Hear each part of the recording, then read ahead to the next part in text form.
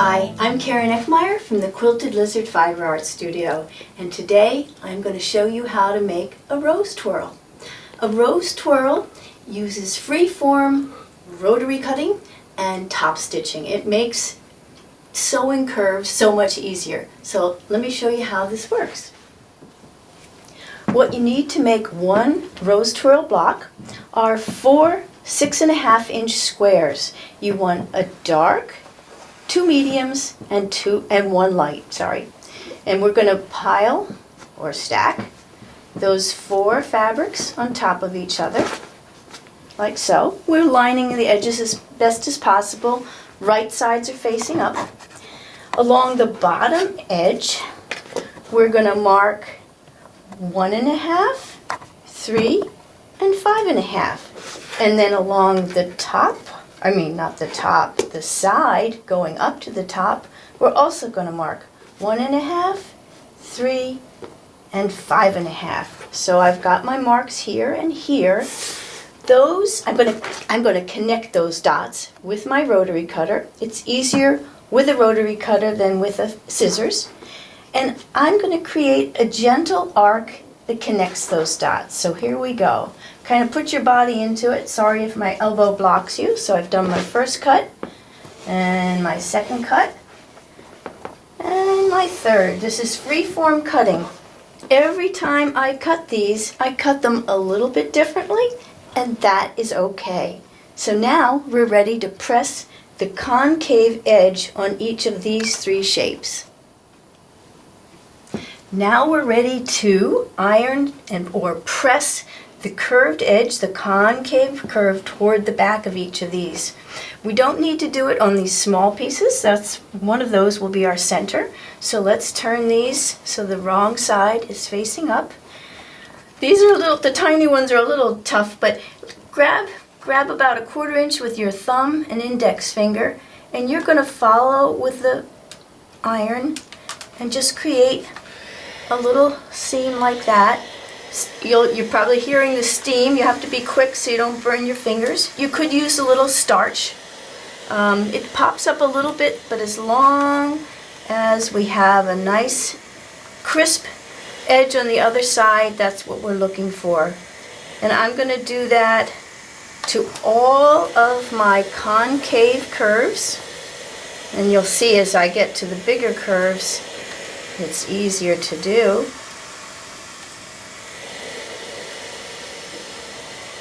And you'll get used to it. And again, it's an approximate 1/4 inch seam. The bias of the fabric kind of helps you ease that curve so that it behaves and it presses where you want it to. So I've got my pile here. I've got one more set to go.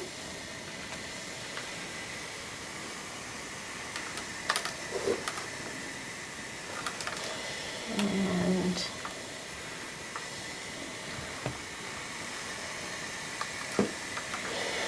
it should be a flowing movement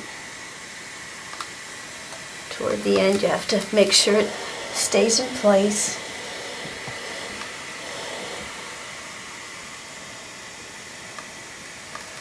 And the last one. There we go.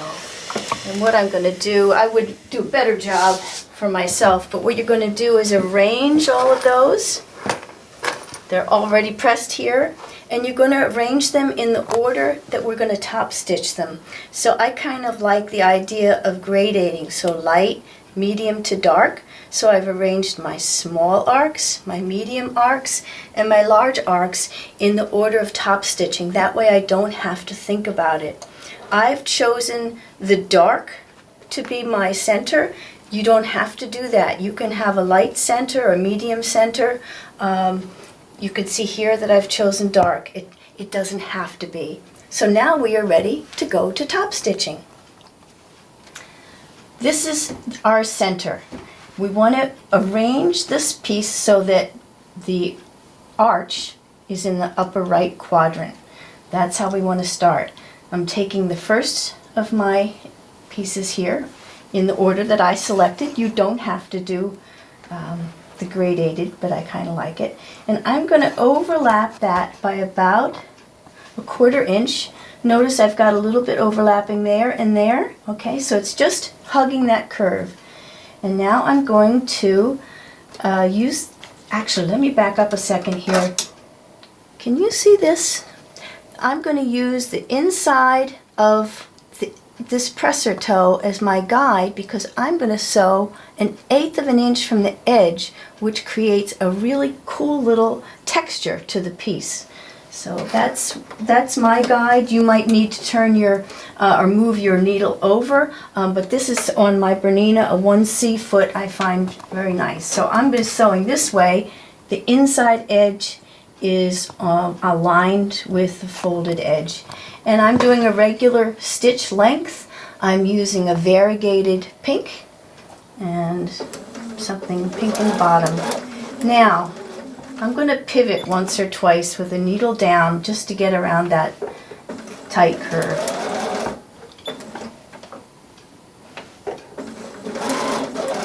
Maybe one more time just to make sure I'm not pulling it too much. Okay, so now I've done my first top stitching. And I just trim that little tail. For a wall hanging or table runner, I don't bother to go back and trim behind here, but if I'm doing a bed quilt, after every top stitching I will trim it. So we've done our first round. Now we're ready for the second. That's going to be like a little smiley face on the very bottom there, like so. And again, I've centered it, kind of even on either side of that center. Press it down. And again, we're going to be doing that 1/8 of an inch from the edge. Maybe pivot once or twice here as we're going around, because we don't want to force the fabric or it will stretch. Okay, so now our next piece is going to go on the bottom of that. And this decides how big that center is going to be. If I do it like so, it's a fairly large center. If I do it up like so, it's smaller. Actually, I kind of like that. So another smiley face. It's kind of even there. We're eyeballing things. We're not measuring much. And we're ready to top stitch again. That 1/8 of an inch from the edge.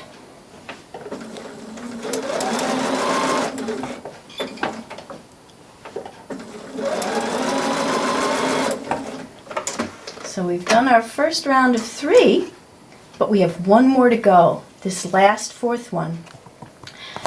I always have the last piece that I've top stitched, I put it up in that upper right quadrant so that I know my next smiley face is going to be down there at the bottom. And this is a little tricky. Once you've done it a couple times, you'll get the idea. What I've done, I've created a point here and it kind of opens up there. So you only see a little bit of that lightest fabric, a point there, and then opening up. And then I'm going to go ahead and top stitch. Maybe needle down again one more time.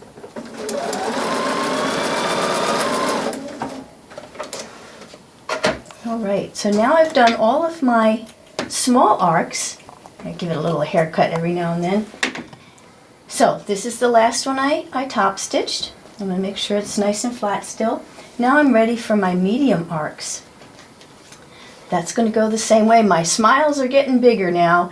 Okay, I'm going to align it there, create a little point, and opening up and about. I'm always trying to keep it, and look, I'm using my fingers to measure. Oh, I've got 3 fingers there, 3 fingers there. That's about equal. I don't want it way off center.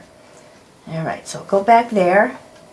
And now I'm going to just move right along. I don't have to pivot anymore. Just hold it in place. You might want to use pins.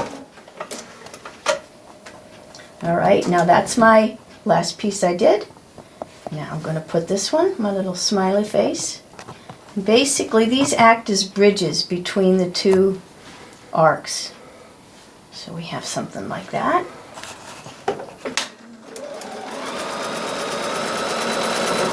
I'm going to just pivot just because it wants to bubble up a little bit there. You're the boss. Make sure it stays flat. Don't stretch it. It's very tempting to stretch it. That's not good. And now we're ready for our third piece.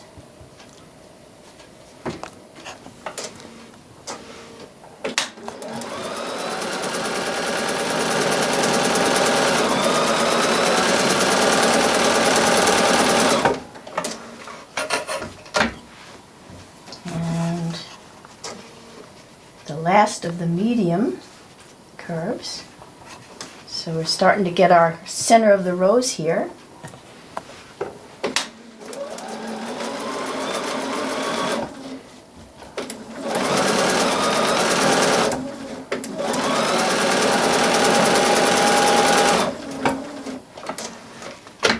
It's getting a little thick back here, but that's, again, it's okay. We're going to trim when we get to the very last arcs. So here we have our last arcs. Now, which one did I sew last? I can tell this is the last one. I want to orient it up in the upper right corner. And now I know that because I've put them in order, I know this is the next one to go on. And again, kind of making it balanced in between there, or centered. Start at the edge where you don't have to start here. You just start at the edge where it meets the fabric.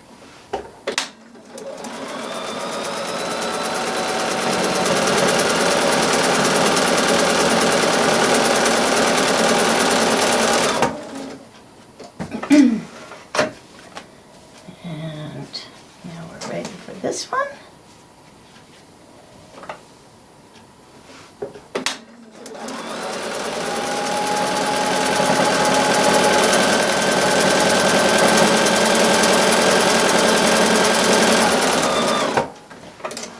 right, I have two more to put on, but what I'm going to do, I'm going to just check. I have my little 5-inch square window, and I'm going to place these other two on there just to make sure that I'm going to get a 5-inch square out of this. So let's just put this on here without sewing. I'll do it like this and like this. Oops. And that like that.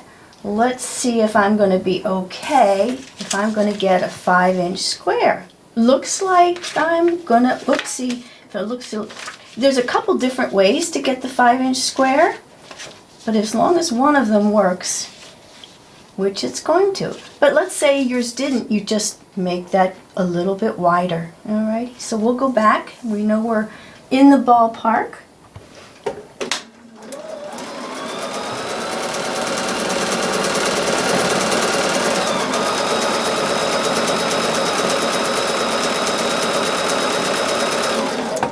And one more to go. I sometimes make the outer ones a little wider. You know, these little, I kind of call them little bugles. They're a little tighter. You only see a little bit of the fabric. And now as we get further out, they're a little larger.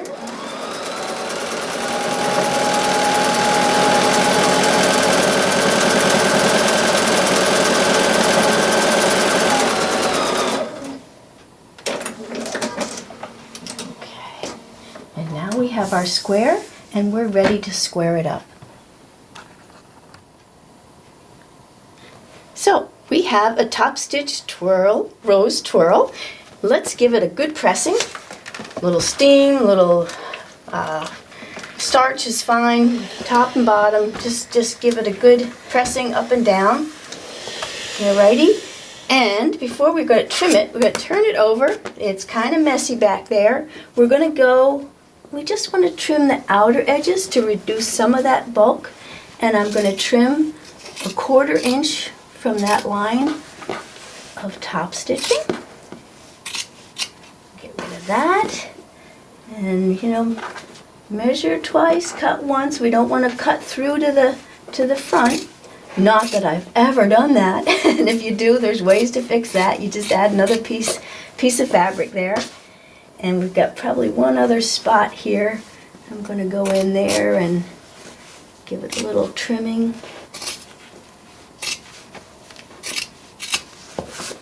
And so, I'm not going to worry about all of this. It's not going to go anywhere. So now we're going to look with the square how I want to do it. Sometimes I'll make the center off center. You can, add another piece and have it as if it's really moving. Yeah, I can get a 5-inch square pretty much anywhere from that. So I'm just going to go ahead and cut. Oops, excuse me. I have to get my rotary cutter. I'm going to just cut a 5-inch square out of that because I think no matter where I cut it, I'm going to like it. So 5, 5, 5. So up here, do the right side and the top, and then use those as my guides to do the bottom, or the right side and the top. So now we have a 5-inch rose twirl. So that's how you make a rose twirl block. You can make it, like I think I said earlier, you can make it in any color that you desire. You can change the size. You can see some different ideas that I've made with them on my website, Eckmeier.com. In the gallery you see some abstract versions, and behind me is a nice lap quilt I call Desert Rose, with Desert Rose colors, that is. So there's a free PDF pattern on my website if you'd like to do that. Or more ideas are in my book, Wiggles and Waves. So table runners and all sorts of ideas to play with rose twirls and freeform cutting of curves and top stitch. Thanks for joining me.